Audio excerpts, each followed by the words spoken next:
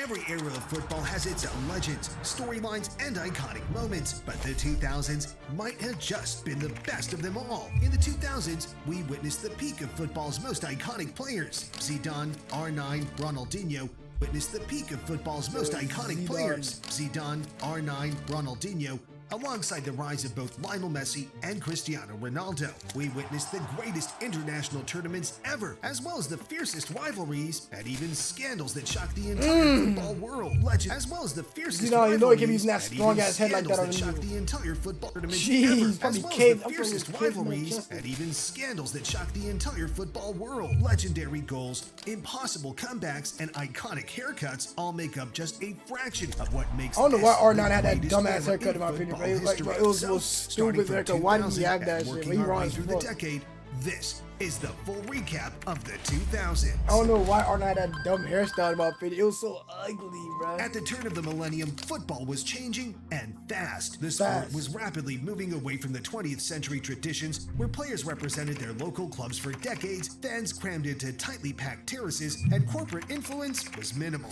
Because the 1993 rebranding of the Premier League and the Champions League, along with increased television interest in the sport, meant revenue streams and financial opportunities for owners were surging. Yet, corporations and club owners weren't the only beneficiaries of the sport's sudden influx of cash. Players' salaries and social statuses transcended what was previously achievable from the beautiful game, and the first generation of celebrity-like football superstars was born.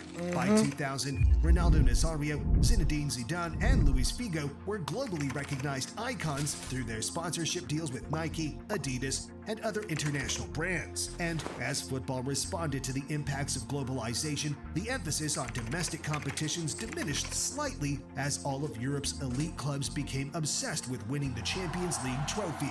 The financial incentives for achieving a spot in the Champions League and progressing deep into the competition became so significant that they could transform an entire club for years. And come the year 2000, Spanish teams were dominating on this front as the Champions League semifinals saw Real Madrid, Barcelona, and Valencia make up 3 out of the 3 available spots, with the only other going to Bayern Munich. Luis Figo was still a Barca player at the time, and his side fell to a shock semi-final defeat to Valencia as Madrid edged past Munich to set up an all-Spanish final. The sides met in Paris as the world stopped to watch the biggest game of the club season. Many dreamed of Valencia upsetting Los Blancos, but Raúl, Steve McManaman, and Fernando Morientes were too much for Valencia as they cruised to a 3-0 victory. After a 31-year wait, the competition's traditional rulers had regained control and won their second tournament in 3 seasons and their 8th triumph in history. And this came at the perfect time for Los Blancos as they were ready to respond to the financial boom football was seeing and evolve into an unstoppable superpower once more. It was here that President Florentino Perez created an ambitious transfer strategy that would see the Spanish club sign 1 Galactico player every summer to build look at this nigga Roberto Carlos. See the Spanish club sign 1 Galactico player every summer to look at this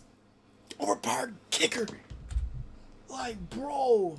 Transfer strategy that would see the Spanish club sign 1 Galactico player every summer to build a super team, starting with Barcelona's talisman, Luis Figo. The move was controversial and hugely unpopular, but represented the power Madrid were beginning to impose on the footballing world. Now, despite their European dominance, Real Madrid were unable to lift the league that year. In fact, neither did Barcelona nor Valencia, with Deportivo La Coruña shocking Spanish football by winning their first and only La Liga title. Looking over to the rest of Europe, Manchester United lifted the Premier League as they finished 18 points clear of Arsenal.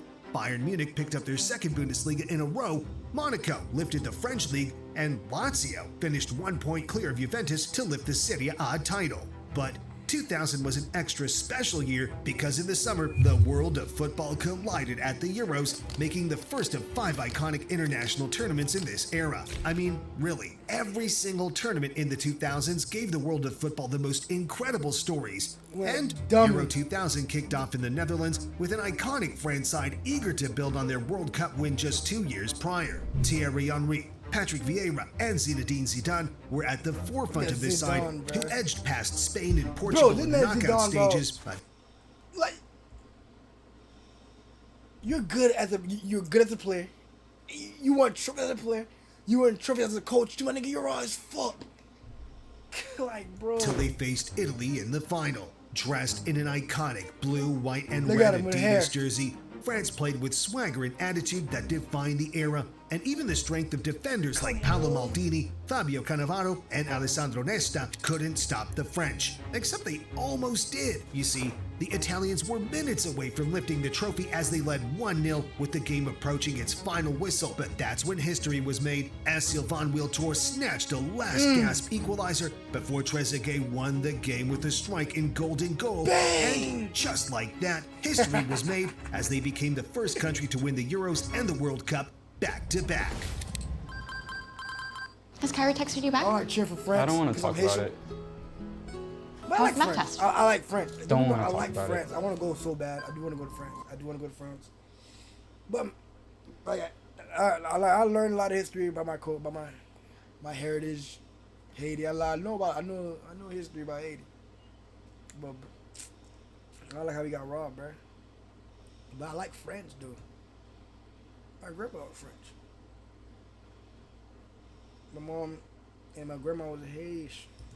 France's Euro 2000 success was filled with Arsenal talent who were among the most feared clubs in the world at the time. I'm talking Henry, Bergkamp, Pires, and many more. Wenger's side managed to lift the Premier League in '98, but had failed in the previous two attempts, and with Ferguson dominating the Premier League for a decade now, tensions were building. And in 2001, the London club challenged United for the title, but finished in second place for a third consecutive season as Fergie lifted his third Premier League in a row. Wenger believed that to compete with United, reinforcements in defense were needed, and while moves for Italian stars were discussed, it turned out a world-class defender was available much closer to home. Sol Campbell, the towering 6'2" center back, played 255 games for arch enemies Tottenham Hotspur, becoming one of the Premier League's most efficient defenders in the process. And with 12 months left on his contract, speculation began to circulate that the London-born defender might be ready to leave White Hart Lane. But fans were concerned Campbell would join Barcelona or Real Madrid. So when the defender was unveiled at Highbury after signing for Arsenal on a free transfer, Spur fans were outraged as he had just completed one of the worst betrayals in football history.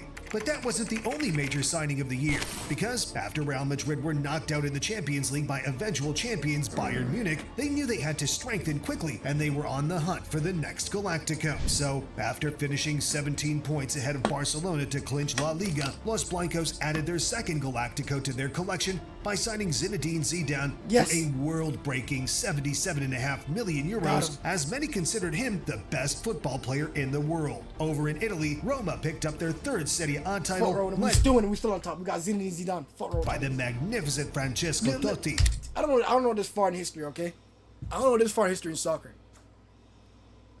Like, I don't know up to like Ronaldo from 03, from Ronaldo 03, Cristiano Ronaldo 03, and then 07, 08, Manchester Ronaldo, and then I start learning more and more when it came to like 2012 and so on.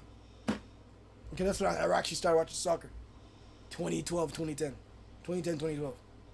Bayern Munich won another Bundesliga, and looking over to the Ballon d'Or in 2001, well, that was picked up by a certain Michael Owen at just 21 years of age. You see, despite Oliver Kahn's penalty shootout heroics in Bayern's Champions League final victory over Valencia, David Beckham's lethal crossing skills for Man United, Liverpool striker Michael Owen won the Ballon d'Or after Liverpool completed an FA Cup, League Cup, and UEFA Cup treble. As the 2001-2002 season rolled around, he'd face tough competition to retain his status as the world's best player in 2002, as the great Ronaldo Nazario was returning from injury and a certain Ronaldinho was emerging as a ridiculously talented player. The months building up to the 2002 World Cup were sensational. Thierry Henry was terrifying defenders in the Premier League as the electric French forward notched 24 goals as Arsenal finally beat United to the title again. Zinedine Zidane enjoyed a tremendous opening season with Real Madrid, finishing with one of the greatest Champions League final goals of all time. The eight-time winners, led by Leverkusen in the final, enjoyed a miracle Champions League run, beating English Titans Liverpool and Manchester United during the knockout stages. players. Everybody expected Madrid to cruise to their 9th Champions League triumph, but the opening 45 minutes were frustrating. That's crazy. Liverpool and Leverkusen in the final, who enjoyed a miracle Champions League run, beating English Titans Liverpool and Leverkusen. Greatest champion Zidane enjoyed a tremendous opening season with Real Madrid, finishing with one of the greatest Champions League final goals of all time. The 8-time winners met Bayer Leverkusen in the final, who enjoyed a miracle Champions League run, beating English Titans Liverpool and Manchester United during the knockout stages. Those two my favorite clubs. Manchester United and Real Madrid. Those are my favorite clubs. But the opening 45 minutes were my frustrating, international with team the is score 80 and blocked Argentina. at 1-0 and Los Blancos appearing unconvincing. Hey, The two teams looked set to go into halftime level until Roberto Carlos played an aimless, looping ball to the edge of the box, towering meters above the Frenchman's head. He watched the ball drop for what must have felt like an eternity and smashed the back of the net with an iconic volley. Showcase felt like an towering meters above the Frenchman's head. He watched the ball drop for what must have felt like an eternity and smashed the back of the net with an iconic volley, showcasing arguably the greatest technique of the entire decade. And Zidane's strike turned out to be the winning goal, putting Leverkusen to bed, putting the final nail in the coffin of what was the worst few weeks of the club's history. You see, Leverkusen had led the Bundesliga by 5 points with 3 games remaining, but failed to get their hands on the league title. They also lost the DFB Pokal in the final, and now, thanks to Zinedine Zidane, they went from the cusp of a treble to trophyless, leaving the club with the nickname Neverkusen. Juventus lifted the Serie A again, overtaking Milan on the final day, and Lyon won their first ever league title, which sparked the start of a 7-season winning streak in the French league. And now, as the 2001-2002 season drew to a close, players prepared for the greatest tournament in football, as the World Cup was set to be held in South Korea and Japan. The expectations were that France was going to dominate once again, with Zidane and Henry even better than last time round. But there was just one thing the world did not consider, as there was only one nation capable. Yeah, they lost. Yeah, France lost. Brazil won, right? My nigga. CR9 and Ronaldinho. I forgot, this is another nigga on this team that's raw as fuck. Stealing the World Cup glory from the French. Ronaldo. Look at this nigga laughing. This is CR9, bro. This man CR9 is so fucking raw with his ridiculous hairstyle. And he got there was only one nation capable of stealing the World Cup glory from the French. Ronaldo Nazario. This nigga's so raw, bro. Like, it kisses me bad how raw this nigga is, bro.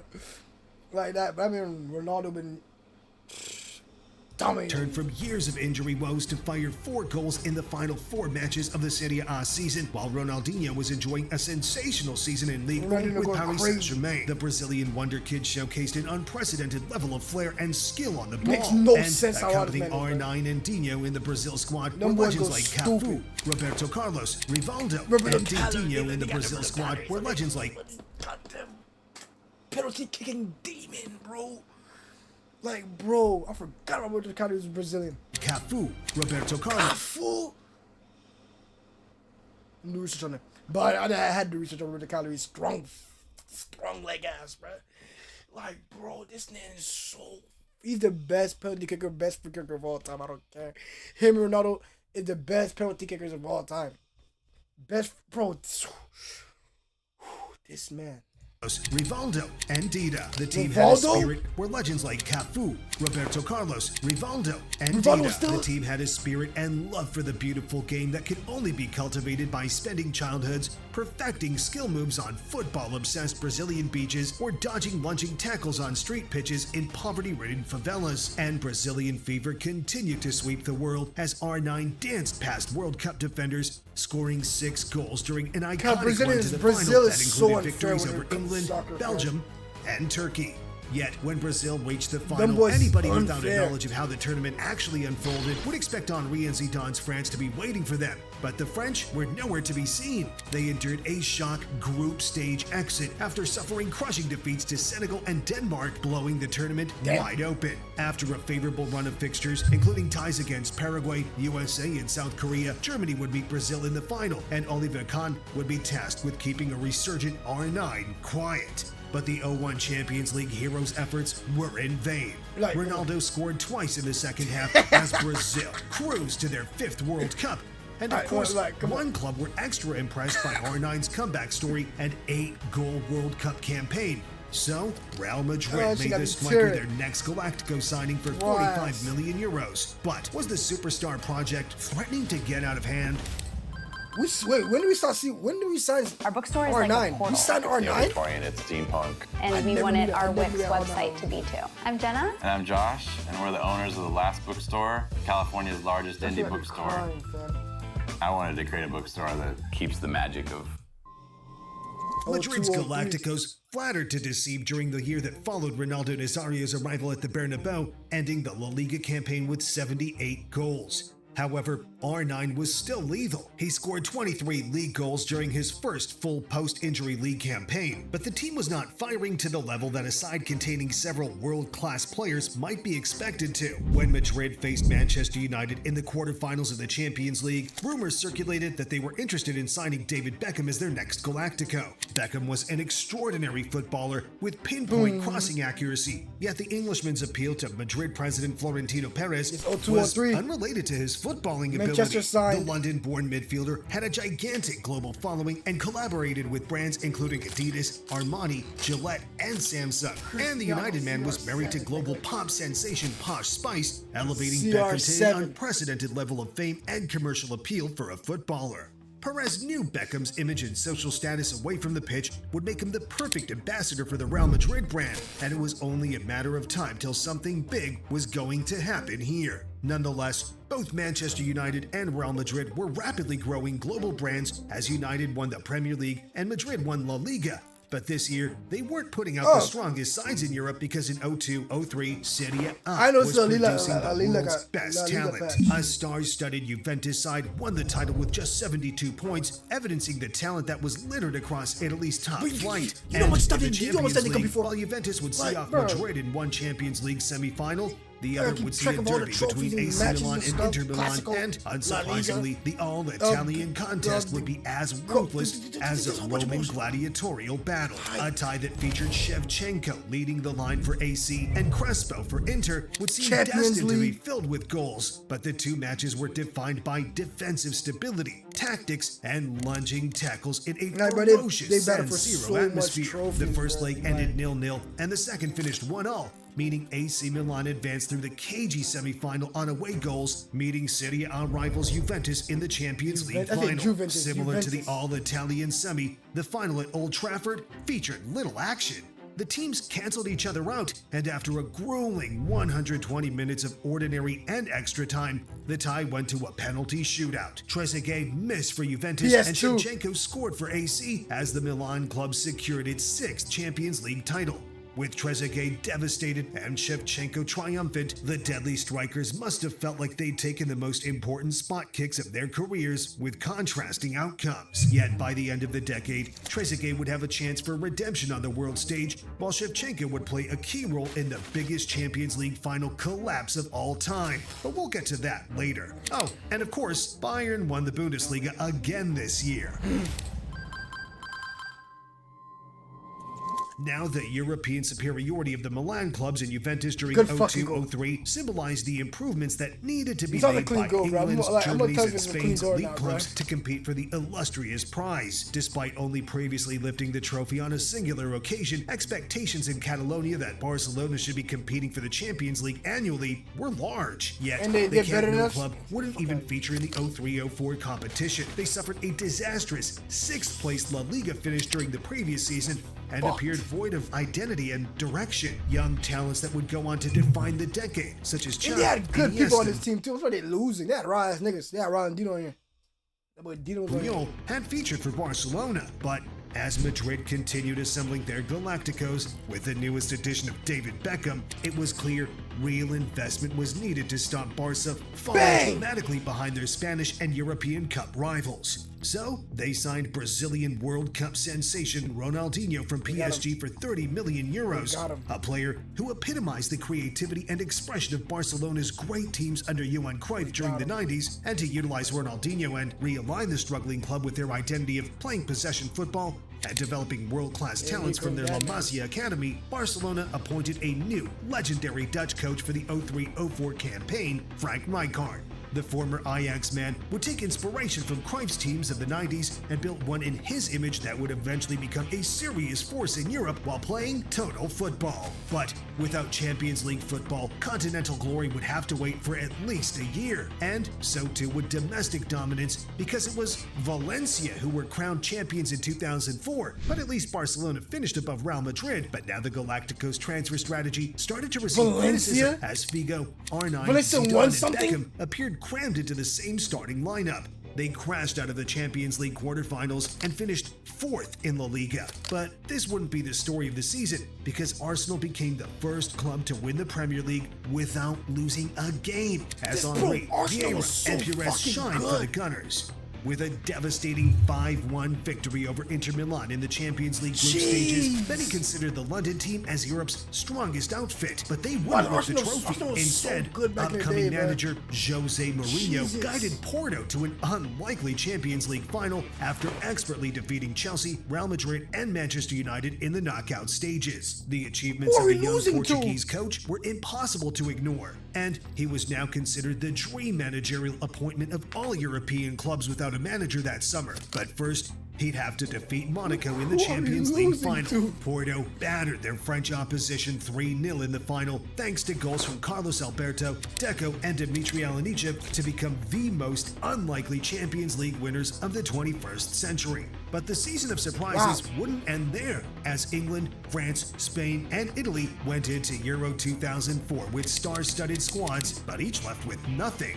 Spain and Italy wouldn't make it out of the group stages, while England and France crashed out to Portugal and Greece in the quarterfinals, who would then meet in the final of the competition. This was also the debut competition of a certain Cristiano Ronaldo, who had his heart broken as Greece pulled off a shock 1-0 victory over Portugal, making for the greatest underdog story in European history, which capped off what is known as the Year of the Underdogs, with Valencia, Greece, and also Werder Bremen in the Bundesliga, all causing upsets across Europe.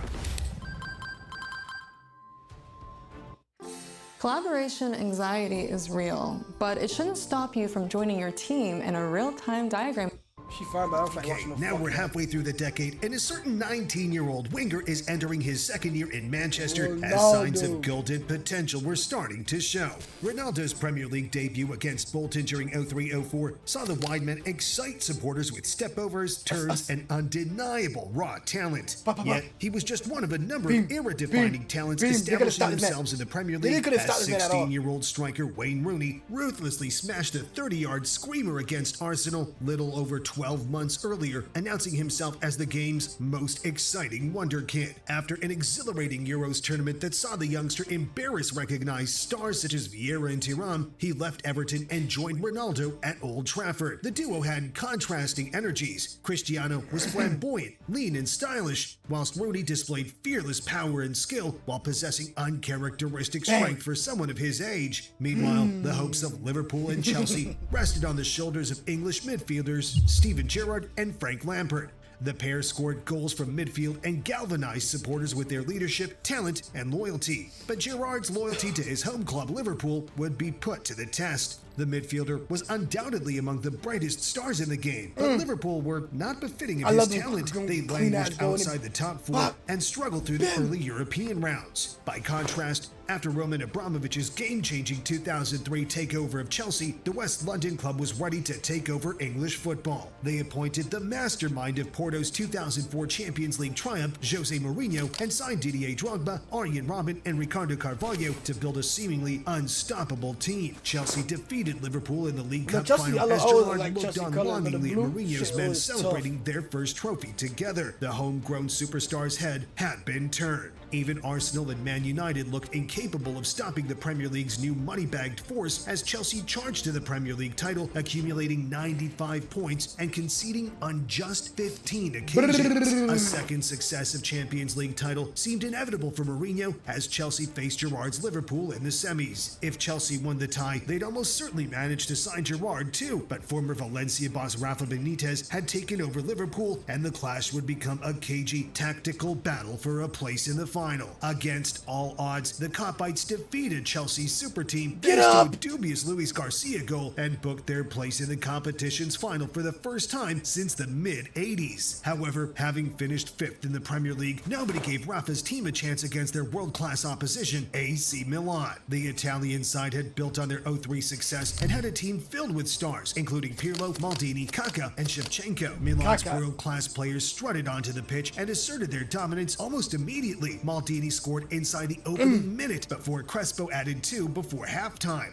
Liverpool went into halftime 3-0 down against arguably the greatest club side in the world and needing a miracle to get anything from the game. But as the fans bellowed, "You'll never walk alone," and Gerrard charged around the pitch, galvanizing his disciples, Liverpool received a lifeline. Gerrard scored a shot consolation goal before Schweitzer and Alonso added a second and third to send the tie to extra time. 0-3 hero Shevchenko missed a sitter in extra time and missed a spot kick in the shootout as Liverpool pulled off the greatest comeback of all time with a 3-2 victory in penalties. Wow. Simply wow.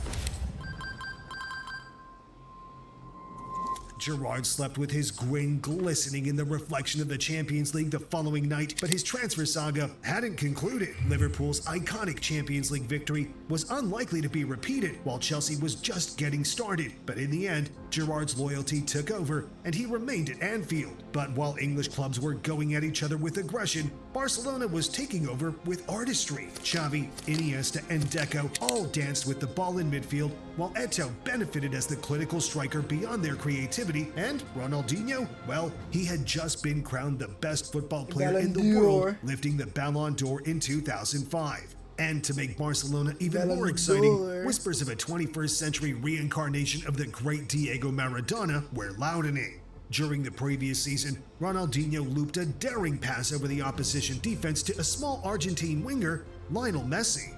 The teenager would finish the chance with composure, but few inside Camp Nou knew the extent to which the promising star would transform football forever. During 05-06, the promising star would transform... This nigga look at Lamin Yam, whatever the fuck that man name. Lamin, he look just like his... football forever. During 05-06, Messi enjoyed a breakthrough season, featuring for Barcelona on 17 occasions, scoring 6 and assisting twice as the Catalan club won La Liga for the second successive season. Barca looked on track to pull off an iconic treble after beating Chelsea in a controversy-filled Champions League semi-final at Stamford Bridge, but they'd have to beat another fierce London side to clinch the title. Arsenal. The Gunners were striving for their first Champions League triumph, Barca in search of their second. It was Henry, a fresh-faced Fabregas, and Cole against Puyol, Ronaldinho and Eto'o. The final looked set to be an all-timer. Arsenal impressed on the night. They took the lead through Sol Campbell, but Henry missed a flurry of chances as they crumbled to a 2-1 defeat against football's greatest emerging dynasty. It wasn't all gloomy for the legendary French forward though, because he secured a move to Barcelona in the wake of the Champions League final heartbreak and had the 2006 World Cup in Germany to look forward to. But first, we have to look at the rest of Europe. Mourinho's Chelsea won a second back-to-back Premier League, also meaning that Manchester United had now gone 3 seasons without a title. Bayern Munich lifted the Bundesliga, shocker, and Lyon, as I mentioned earlier, were now on their 5th consecutive title. And Serie A, well, officially Inter Milan won it, but that wouldn't be announced till later on because they were undergoing one of the greatest cheating scandals in football history, which literally saw teams relegated and titles stripped. But we'll get to that soon. You've got this, and we've got you. That's what you can expect from the #1 largest nursing school in the country. Okay, Richardson, the holidays are done. We thought so too, but then Verizon just gave us their best deal. 4 new iPhones. For now, the World Cup 2006, which might just be the most iconic tournament of them all, as it would be the final outing for Zinedine Zidane, who was set to retire after the World Cup's conclusion. France and Brazil were the tournament's favorites, and the world stopped to watch when they met in the quarterfinals. Many expected a 36-year-old Zidane to struggle against a Brazilian side containing R9, Ronaldinho, Kaká, Roberto Carlos, and Cafu, but the Frenchman and Ronaldinho, 6-year-old Zidane to struggle against a Brazilian side containing R9, Ronaldinho, Kaká, Roberto Carlos, and Cafu, But the Frenchman was imperious. He pulled off one of the greatest individual World Cup performances of all time, effortlessly dancing past and humiliating his opposition.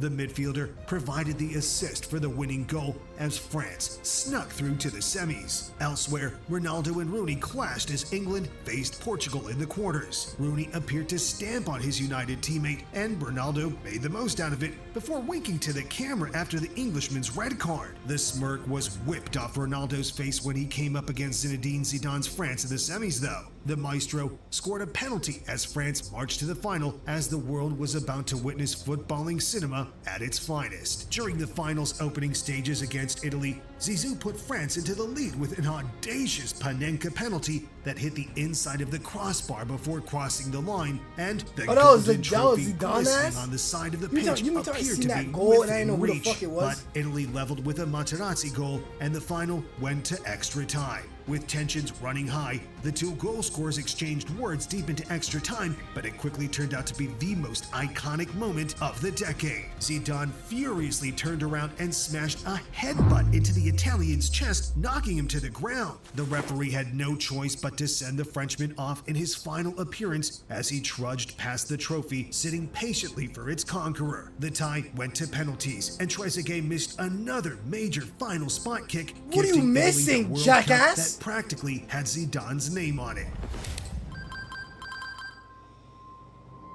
Zidane's exit from the beautiful game was so saddening that the football world was practically mourning. And it wasn't the only gut-wrenching farewell of the summer, because Juventus were accused of attempting to influence refereeing decisions through bribery and were punished by being demoted from the Serie A and being stripped off of 2 Serie A titles in 2005 and 2006. But they weren't the only team involved. AC Milan, Fiorentina, Lazio, and Reggiana all had their part to play in the scandal, receiving point deductions and fines, as overnight the Serie A was put into disarray. Italy's top flight had to spend a year without Juventus, and Serie A wouldn't feel the same for several years. The decade entered its mid to late seasons, having experienced an unprecedented level of growth, change, and investment across its 6 previous seasons, and in 2006, the game felt like it had been unleashed from the gatekeepers of the 20th century. New creative players like CR7, Messi, Iniesta, Fabregas and Kaká were showing glimpses that a new way of winning was set to take over the football world. Over in the Premier League, Fergie's men finally regained their spot as champions as he was building yet another super team set to dominate the next 7 years of English football. Real Madrid reclaimed their crown as La Liga champions, finishing level points with Barcelona, but winning on head-to-heads. Inter Milan broke the point record in Serie A as they cruised to a 97-point first-place finish. Lyon won yet another Super League, and Stuttgart managed to dethrone Bayern Munich in Germany. But what happened in the Champions League? Well, let's start from the semis, where Man United took on AC Milan. And the tie saw Kaká score a mesmerizing solo goal. Rooney and Ronaldo produced electric attacking displays, and world-class players in every position perform with freedom and expression. AC Milan won a goal-filled tie, 5-3 on aggregate, and faced Liverpool in the final, who had defeated Chelsea on pens to recreate the 2005 final lineup. But unfortunately for the Scousers, the Italian club would get revenge on their Istanbul conquerors, beating the English club 2-1 to lift their 7th Champions League trophy. But as football gradually began to change from defensive conservatism to attacking dynamism, AC Milan slowly declined in Europe. Their 5-3 victory over United was uncharacteristic of their usual defensive tightness, and the game was evolving to make sitting in a low block less successful. On top of this, the days of 5-time Champions League winning center-back Paolo Maldini were numbered, while icons like Seedorf, Nesta, Dida, and Gattuso approached their twilight years. A dynasty that won 4 Champions League and reached 3 finals in the 90s and 2000s was set to finally fall as their legendary team aged and footballing styles changed across Europe. The Milan club has not won another Champions League since. They're not the only Italian club to lose their grip on Europe either. A Serie A club has only been triumphant in the Champions League once since AC Milan's 2007 victory over Liverpool, that being the famous treble winners of Inter Milan. But that's not in this decade, so now let's move on to 2008.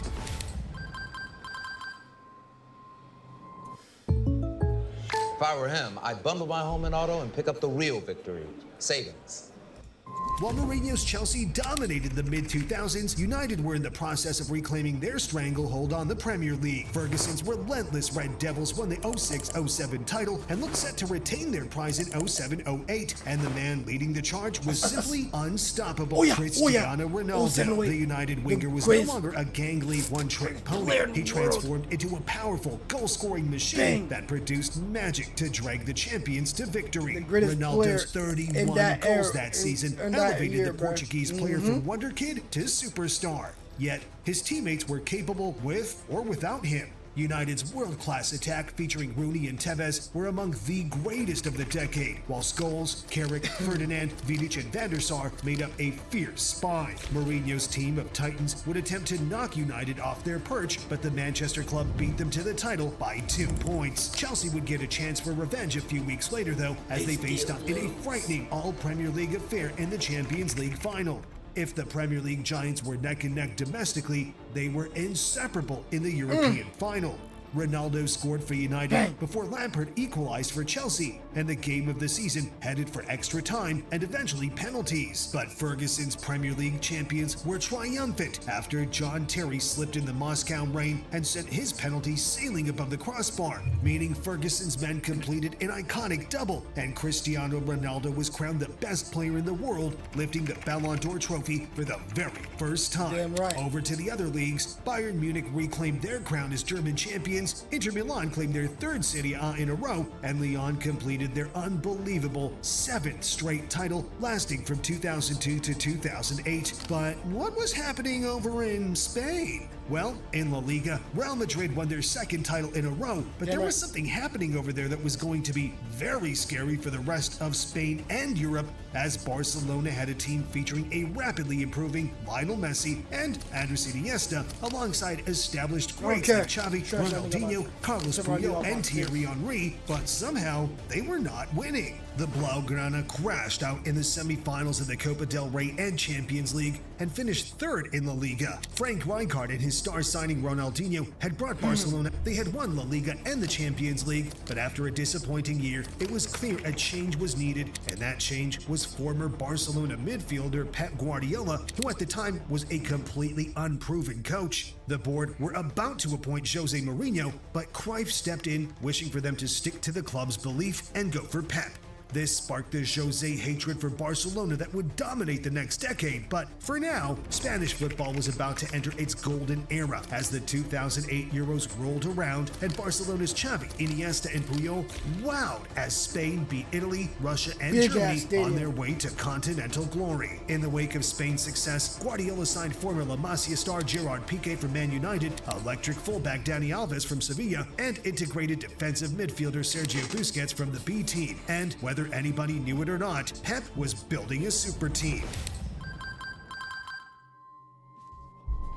Okay, here we are. 2009. Bordeaux dethroned Lyon in the French league to lift the title. Wolfsburg shocked Germany by lifting the Bundesliga. Inter Milan had just appointed Jose Mourinho, who led his team to their 4th Serie A in a row. And as for Spain and England, well, this is where the story of 2009 really took place. Guardiola's Barcelona pretty much dominated La Liga after a rocky start, winning 20 league games in a row, and Pep's team was equally dominant in the Champions League, where they thrashed Bayern Munich 4-0 in the quarterfinals. The results were impressive, but the style of play was mesmerizing. Xavi, Iniesta, and Busquets would bounce the ball to one another, making a series of quick one-touch passes in triangle shapes before playing intricate passes and making space for the deadly Messi, Eto'o, and Henry. The tactical style would later be named as tiki-taka and would become arguably the most important playing style. Would later be named as tiki-taka and would become arguably the most important tactical style. Would later be named as tiki-taka and would become arguably the most important playing style. Would later be named as tiki-taka and would become arguably the most important playing shift of the 21st century. The tough defenses of Italian clubs would be mesmerized by it. The physicality of English teams would be outwitted by it, and the efficiency of the Bundesliga's best would crumble against Guardiola's Barca. But before they become the greatest team of all time and win iconic Champions League titles in 2011, they faced Ferguson's United in the 2000s 2009 final. The Manchester club was the holder of the Champions League and considered themselves favorites to retain the European Cup. They had finished the season as Premier League champions yet again, winning it for a third time in a row, with Ronaldo on fire yet again. So Rooney, Ronaldo, Ferdinand, Vidic, and Evra walked onto the pitch ready to impose their physicality, but within minutes they realized they'd come up against the team that would rule Europe for years to come. Barca's players were smarter, more technically gifted, and tactically cohesive than anything United had come up against in the Premier League or Champions League before. Xavi controlled the opening proceedings. Eto'o opened the scoring, and Messi sealed the iconic victory with a header.